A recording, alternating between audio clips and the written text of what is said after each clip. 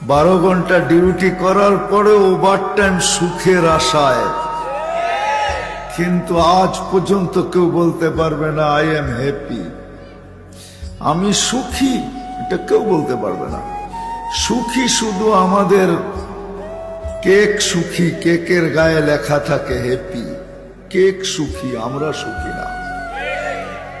স্বামী স্ত্রী দুইজন কামায়, দুইজনকে জিজ্ঞাসা করলে বলবে সুখের আশায়, তারপরও সুখী না। দেশ থেকে দেশান্তর হয়, তারপরও সে সুখী না। কেউ আমরা সুখী না।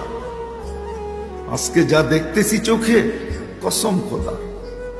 এই জন্যই উলামা ইকরাম আমাদের জন্য এরকম মাহফিল রচিত করেন। বিভিন্ন উলামা ইকরাম আসে, বিভিন্ন ভাবে বুঝাইতে চেষ্টা করে। তার ভিতর থেকে আমিও একজন চলে আসছি, যদি বুঝে আসে। সুখী হইতে চাই আমরা, কিন্তু আমরা চাই আমরা যা ভাবি ওইভাবে, আমরা যা শিখছি ওইভাবে, আমরা যা শুনি ওইভাবে, আমরা যা চিন্তা করি ওইভাবে।